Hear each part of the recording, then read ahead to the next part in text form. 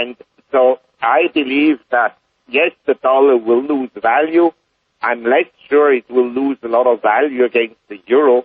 And near term, actually, I think that the dollar may even rally somewhat for the next 6 months or 3 months or so.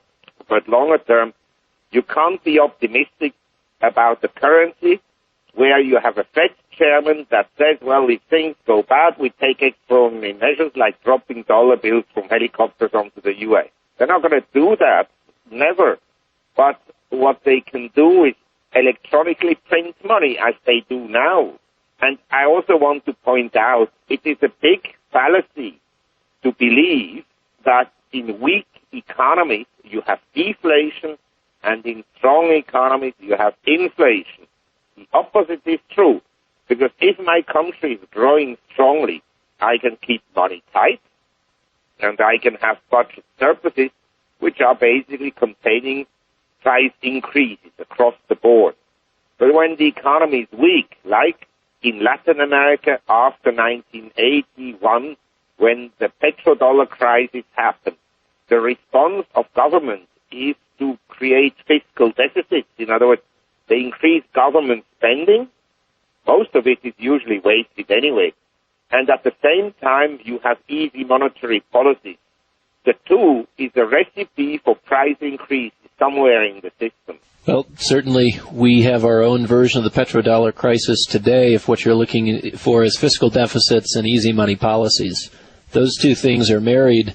I guess that is kind of at the heart of the attempt to understand timing in terms of a transition from deflation to inflation. You said earlier that it's not an either-or scenario, it's likely a both-and scenario, and perhaps in a certain sequence. Are there reference points that would be helpful to identifying deflation as deflation peters out, inflation, and as it accelerates to superinflation or hyperinflation? Maybe you could even give some definitions for what super and hyperinflation are, just to give some ideas to our listeners. Well, let's put it this way. I think when you observe markets, you have to look for symptoms of developing trends. The market speaks usually.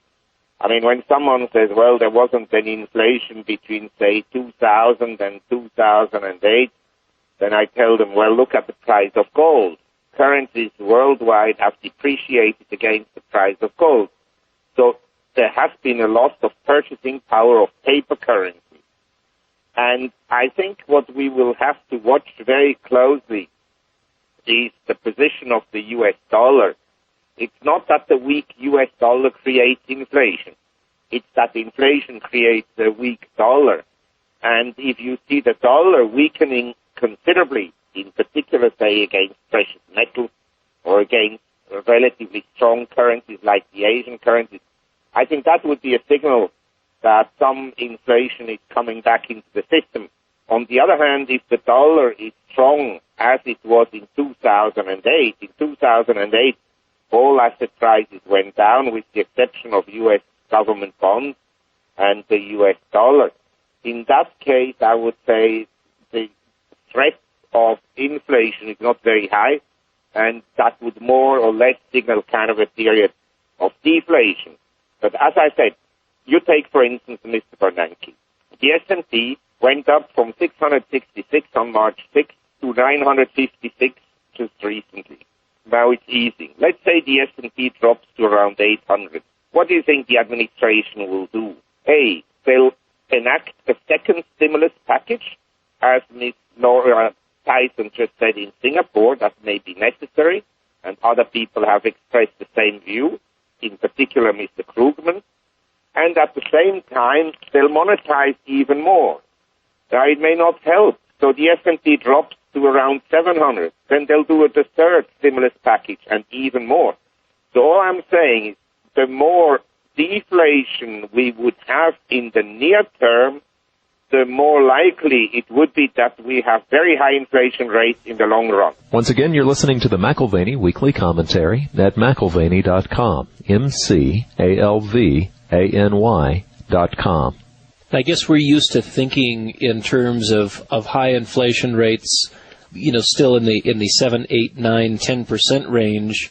What is the difference between inflation superinflation and hyperinflation, either put in monthly terms or annual terms, whichever you prefer? Well, let's put it this way. An inflation rate of 7-8% per annum destroys a society in the long run. An inflation rate of, say, 20 to 50% per annum, the destruction occurs sooner. But both are bad. One is less bad than the other one, but both are bad.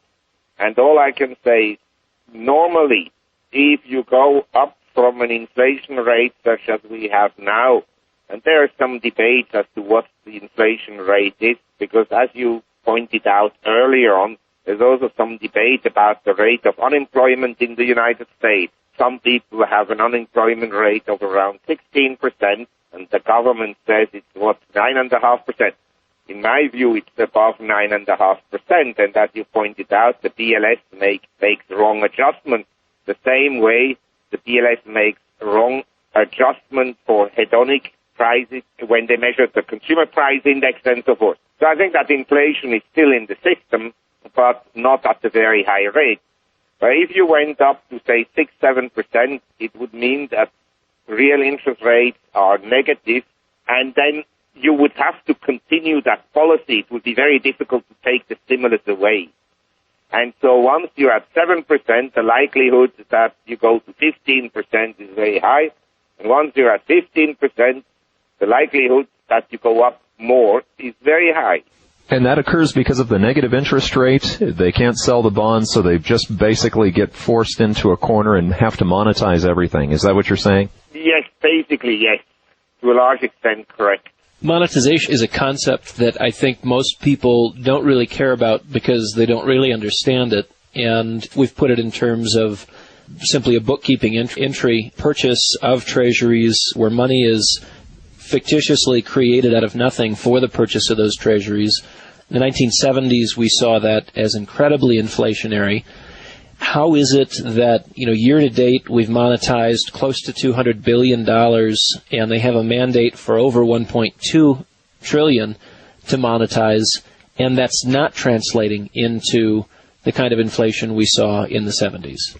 Well, let's put it this way. In the 70s, we had a recession in 1970 and then a steeper recession in 74, but the economy thereafter recovered very strongly. And the debt to GDP level at that time was around 130%. And homeowners' equity was at the time 70%. In other words, the typical household had only borrowed 30% against the value of his house, and 70% was equity. Today, the household sector is in a different financial position. Homeowners' equity is only 43%. And considering that 33% of all homes in the U.S. are owned free of any mortgages, 67% are therefore have an equity of only 15% or less.